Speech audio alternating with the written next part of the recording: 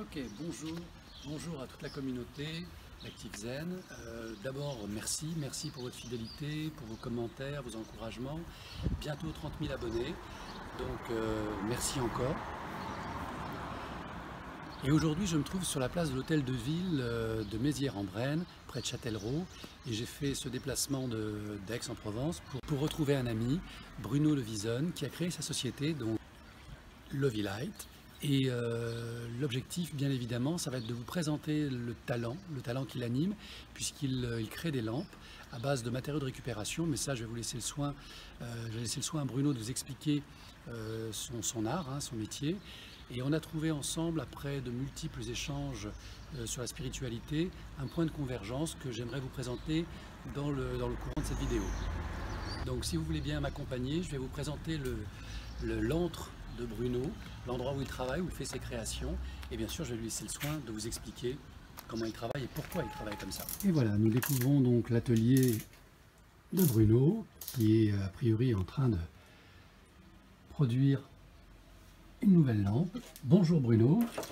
Bonjour Christian. Voilà, bah écoute, comme promis aux abonnés, j'avais très envie, ça fait des mois et des mois qu'on en parle, presque un an, de présenter ton changement de cap de vie, et surtout de présenter ton talent et ce qui t'a motivé justement à devenir un artisan de la lumière. Et je vais te laisser le soin de te présenter et de présenter ton travail et tes motivations. Voilà, c'est exact, artisan, ouais, c'est un terme qui me plaît. Artiste, j'ai encore un petit peu de mal, mais artisan, créateur, ça me va bien. J'ai travaillé pendant 20 ans, pratiquement dans la lumière, mais bon, surtout de la vente et puis des projets industriels. Donc comme j'étais pas dans la partie créative, c'est un peu ce qui me manquait. Et bon, c'était un petit peu tard pour que je reprenne des études. Et de toute façon, j'avais envie de quitter la ville. Donc voilà, j'ai eu cette possibilité de venir dans un coin entouré par la verdure et la nature, les étangs, c'est magnifique. Et puis surtout, j'ai trouvé cette petite maison avec ce petit atelier également qui est bien plein. Mais bon, comme je récupère tout pratiquement pour le transformer en luminaire, ou rénover des luminaires, voilà, c'était vraiment l'idéal. Voilà. Et donc ton projet était de récupérer des matériaux dans les décharges. Complètement. C'est-à-dire que voilà, j'ai un de mes fournisseurs à la déchetterie, mais maintenant il y a beaucoup de gens dans la commune qui savent que je fais ça, donc avant de jeter quelque chose, ou ils en ont marre de le voir, donc plutôt que de le donner à quelqu'un qui va le jeter, ou d'eux-mêmes le jeter, ils passent chez moi avant d'aller à la déchetterie, et c'est vrai que je récupère, j'accumule beaucoup de choses, et puis bon, au début je me disais, non, j'en regarde trop, mais finalement non, c'est bien, parce que quand je bute sur un luminaire qui manque une pièce, je vais fouiller dans mon antre, et 9 fois sur 10, je vais trouver la pièce qu'il faut, ou de découvrir quelque chose que j'avais oublié, va me permettre de repartir sur une autre idée, sur une évolution de l'idée, voilà. Et à côté de ça, bon, ça m'a amené avec mes compétences à faire du sur-mesure. Et justement, avec Christian, comme on a pas mal échangé sur la spiritualité par rapport à la lumière, il nous est venu des idées. Et la base qui était la sienne, à savoir de mettre en lumière une fleur de vie, elle a été aboutie. C'est encore des prototypes, mais ça y est, voilà, ça peut maintenant... la route sur ce chemin peut continuer pour développer ce produit. Voilà, qu'on va encore continuer à améliorer. Oui, on va vous la présenter, bien sûr, parce qu'on s'y est engagé. Et on vous présentera le modèle définitif, puisqu'on va adjoindre la chromothérapie, la luminothérapie et la puissance des cristaux. Et ça, c'est un peu la jonction entre nos deux marottes, donc transmettre de l'énergie positive de toutes les manières possibles. Et aujourd'hui, il y a aussi une conscience au travers de ton travail, puisque avant c'était plutôt industriel, maintenant c'est plutôt artisanal, et sur la base de récupération. Donc là, tu peux nous expliquer ce que tu es en train de faire, par exemple? Là, c'est de la récupération, parce qu'à l'origine, c'est des bûchettes en chêne. J'utilise d'autres essences, mais c'est la plus courante dans la région, puis c'est une essence, c'est un bois très ferme, donc il se prête bien à toutes les transformations. Et là, les premières que j'ai réalisées sont des bûchettes beaucoup plus petites, c'est-à-dire qu'elles sont à poser ou à mettre en applique. J'en ai fait en applique également. Et bon, vous allez vous représenter, je pense que ça peut donner une fois fini. Voilà, c'est des rondelles de bois qui surmontent la différence. La base, qu'à maintenant elle faisait entre 20 et 25 cm de hauteur, celle-ci va faire 1,50 m à peu près, puisque j'ai beaucoup plus de rondelles, elles sont plus épaisses, et la base sera plus importante. Voilà. Donc ça va être une lampe de salon à poser. Et c'est la partie centrale qui est lumineuse, à savoir avec un tube de lumière, qui, alors là, ça fait pas le même effet parce qu'il est vide, et voilà à quoi ça ressemble. Donc ça qui sera allumé. Alors que le problème justement avec cette grande taille, c'est qu'une ampoule n'aurait pas été suffisante, puisqu'on n'aurait éclairé que la partie basse. Et là, ça permet d'avoir le corps, une partie du corps de l'appareil qui lui-même fournit la lumière. Donc comme on en avait parlé, en fait quand tu récupères des matériaux, ils t'inspirent, ils te donnent une idée de ce qu'ils pourraient devenir transformés avec la lumière. Oui, je le vois tout de suite. C'est ça. Quand je vois un objet, ça, bon là c'est un peu de la création pure, mais un objet que je vais transformer ou dont je vais utiliser un des composants, j'ai la chance de le voir en photo finie, quoi, dans ma tête. Alors j'ai la mémoire, la fossile que tu avais récupérée, recyclée, oui. Ah oui, mais ça je l'imaginais tout de suite, quoi. La lame de faux qui était sur un... Ça fallait le savoir pour le reconnaître tout de suite. Il y a des gens quand même, qui connaissaient bien l'objet et reconnaissaient, la base c'était une pendule murale. Donc déjà qui n'est pas dans l'autre sens, il n'y a plus les aiguilles, ça plus rien, mais c'était un coffrage en fait. C'est un coffrage qui m'a permis de fixer de façon propre. Et puis vu la taille, c'est une lame de faux assez grande, ça ne faisait pas disproportionné, c'était en accord avec le support.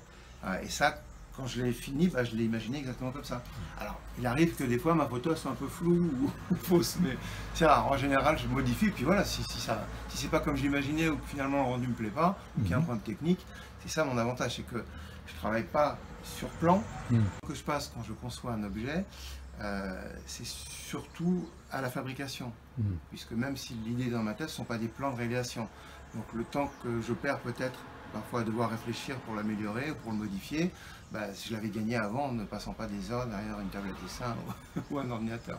Alors c'est ça qui est intéressant, c'est que non seulement tu proposes tes créations, mais quelqu'un peut tout à fait te faire des suggestions sur la base d'un objet qu'il a récupéré, de famille ou historique, et qu'il souhaiterait voir monter en lampe ou en luminaire. Et à partir de là, tu peux tout à fait concevoir. Oui, bien sûr. C'est vrai que c'est arrivé plusieurs fois. Là, bon, il est pas. On vient de me le donner, donc il n'est pas encore commencé, mais j'ai deux anciens chandeliers comme ça. Donc là, ça va être surtout de la rénovation,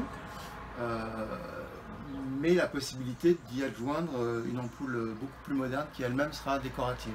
Donc là, c'est pas une grosse transformation, mais c'est quand même une base d'un luminaire ancien. Et puis bon, surtout le mettre aux normes, mettre des douilles, des interrupteurs, des prises, parce que ceux-ci sont vieux et plus tellement aux normes.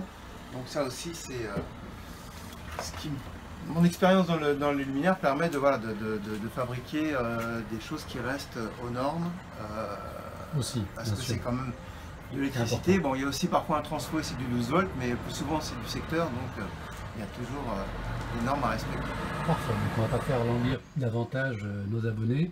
On se retrouve donc à l'exposition où on va retrouver donc la plupart de tes créations récentes.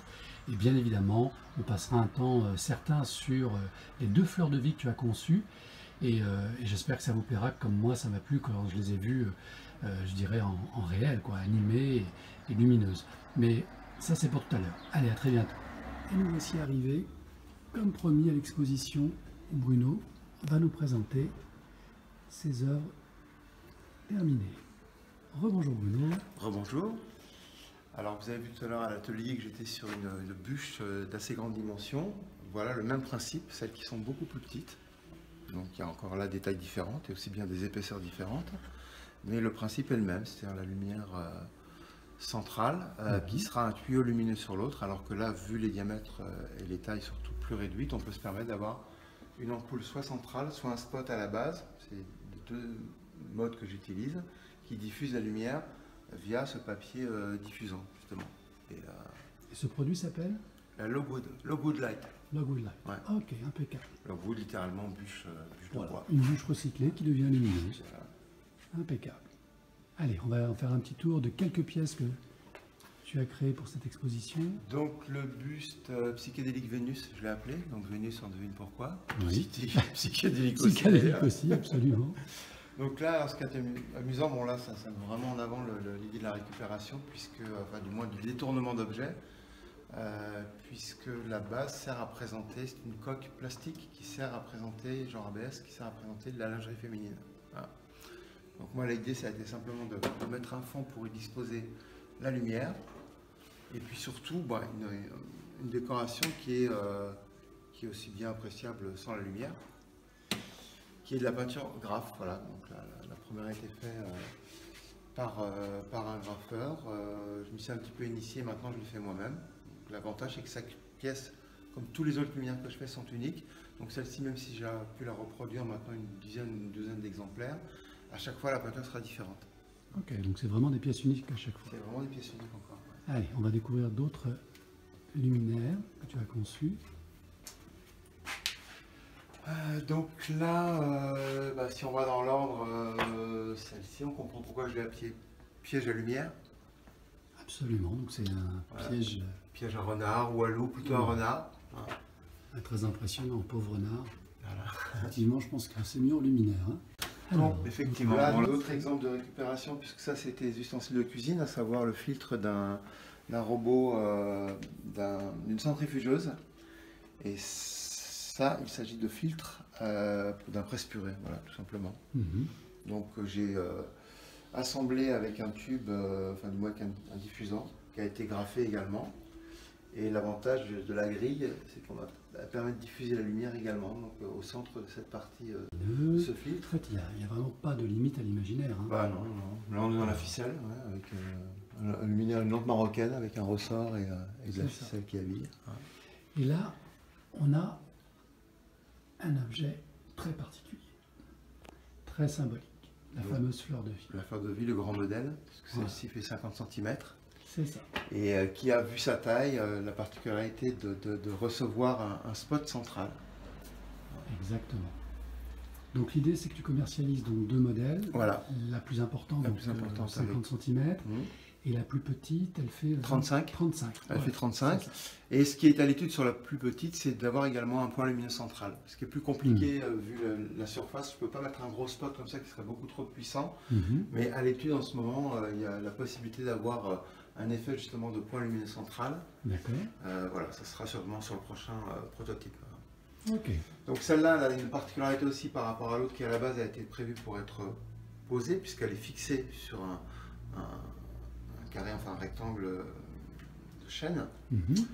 Celle-ci, elle est sur un support effectivement prévu pour être posée également, mais on a derrière le coffrage des crochets, puisqu'elle doit être en applique. Exactement. Ah. Donc voilà, on peut la mettre sur un mur. Je l'ai branché. Une fleur de vie découpée au laser dans un bois spécial. Et ensuite, effectivement, toute la partie luminescente, changement de couleur. Donc on est plutôt dans la chromothérapie en termes d'usage et de la luminothérapie aussi. Et l'idée qu'on en avait tous les deux, c'était d'y ajouter un cristal. Donc, voilà, donc il y aura deux versions disponibles à la vente, je crois. Une version donc sans cristal, telle qu'on la voit là, 50 ou 35 cm, et une autre version avec cristal, qui peut être programmée ou pas, hein, ça c'est selon le désir des gens. Et comme on a décidé de collaborer ensemble sur le développement et le déploiement de ces deux fleurs de vie, eh bien j'espère pouvoir les installer sur mon site Fnac ou Amazon, ou sur mon site internet, et bien sûr sur ton site personnel, de manière à ce qu'il y ait un maximum de personnes qui puissent y accéder si elles le souhaitent, pour leur maison, leur cabinet, de consultation, pour leur salle de stage, de formation, ou simplement pour le plaisir, parce que voilà, ce modèle-là, par exemple, il va aller chez moi, et dans mon cabinet pour le petit modèle. Il ira très bien. Oui, je pense que je vais être bien encadré avec ces deux nouveaux amis vibratoires, et l'exposante qui nous a accueillis tout à l'heure, Christelle, sans qu'on lui ait rien dit, on lui a parlé de la fleur de vie, et qu'est-ce qu'elle nous a répondu? Bah oui, qu'elle avait déjà perçu justement l'effet de... C'était impressionnant. C'est magique, mais... mais elle nous a parlé de zénitude. Oui. Instantanément, spontanément, elle nous a dit, voilà, quand je regarde cette lampe, je me sens zen, je me sens bien. Eh bien, c'est l'objectif. On a atteint, je dirais, la moitié de l'objectif. L'autre moitié, c'est d'y installer au bon endroit le cristal de roche et de voir l'effet que ça fait. Donc, je ferai une petite vidéo pour vous montrer l'effet. Et puis, bien sûr, pour les personnes qui souhaiteront l'acquérir et qui pourront le faire, eh bien, vous aurez toutes les coordonnées, tous les liens pour le faire sur la vidéo YouTube. Voilà.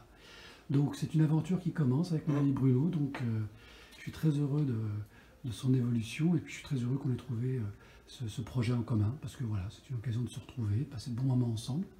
Également. Voilà, et puis je crois qu'il y a d'autres projets encore. Oh oui, ça, les idées ne manquent pas. Hein bon, donc on reviendra vers vous quand les idées seront en maturité. Mais déjà, le projet Fleur de Vie Arc-en-Ciel, je pense que c'est un bon départ. Ok, en tout cas, Bruno, merci. Merci pour tout ça. Donc, je mettrai tous les liens, bien sûr, sur la vidéo. Et puis plein de bonheur aux gens qui pourront acquérir tes créations ou tout simplement la fleur de vie, puisque c'est ce qu'on va mettre en avant dans les semaines qui viennent. Ok, merci Bruno. Parfait. Merci. À bientôt. À bientôt.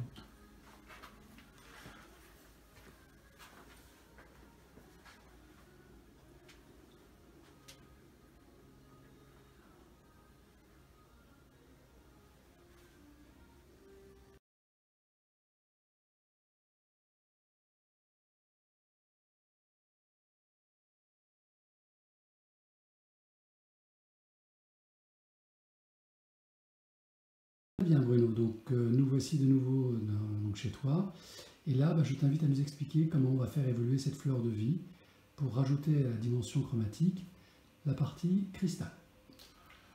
Donc, c'est prévu d'abord pour être disposé sur la plus grande, comme Christian vous l'a déjà expliqué, à savoir qu'en partie centrale, on va disposer donc, le cristal de roche et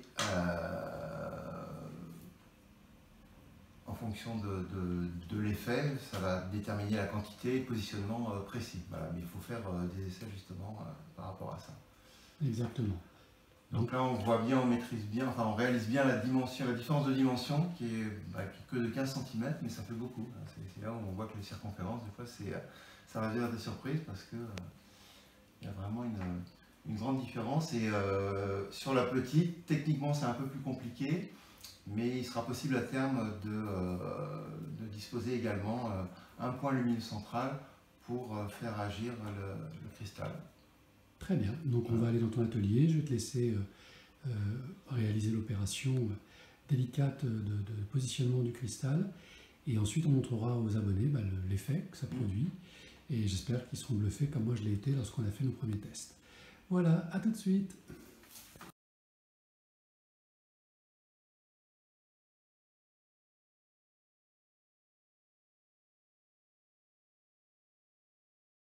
Voilà, donc Bruno vient de terminer la mise en place du cristal. Donc on voit que la radiance de la fleur de vie avec le cristal est bien supérieure à ce qu'elle était sans le cristal. Donc je vais me rapprocher un petit peu, faire un gros plan. Voilà.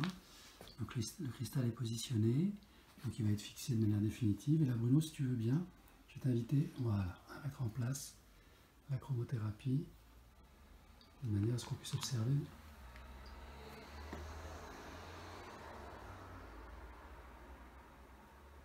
l'apport de la chromothérapie avec le cristal. Et on obtient l'effet que j'espérais, c'est-à-dire l'effet arc-en-ciel autour du centre, comme vous pouvez le constater, en fonction des couleurs. Alors l'arc-en-ciel est plus ou moins visible en fonction de la couleur qui va émerger, là par exemple. Voilà. On a bien sûr la Merkaba, la fleur de vie, l'étoile de David. Ça, ce sont les principes de la géométrie sacrée de la fleur de vie qui apparaissent. Et sur les tons un peu plus chauds, l'arc-en-ciel émerge. Voilà, là on le voit vraiment émerger, grandir. Voilà. Et c'est cette radiance, cette rayonnance qu'offre la fleur de vie, arc-en-ciel, qu'on vous propose. Et c'était vraiment l'objectif qu'on s'était fixé avec Bruno, donc je le félicite et je le remercie. Je suis un peu ému. Voilà, j'espère que vous aurez la même sensation que j'ai en ce moment. C'est vraiment très très émouvant d'avoir cette vibration, cette onde de forme et le cristal positionné parfaitement. Excellent. Merci encore Bruno. Vraiment. C'était un plaisir pour moi. Ah oui. Là vraiment tu me fais un très très grand plaisir et je vais avoir un grand plaisir à l'avoir chez moi et à la partager bien sûr avec mes abonnés. Voilà, c'est un beau cadeau que je vous offre et ceux qui auront les moyens et qui pourront se l'offrir, eh bien je pense qu'ils pourront se faire ce beau cadeau, voilà, de la fleur de vie arc-en-ciel.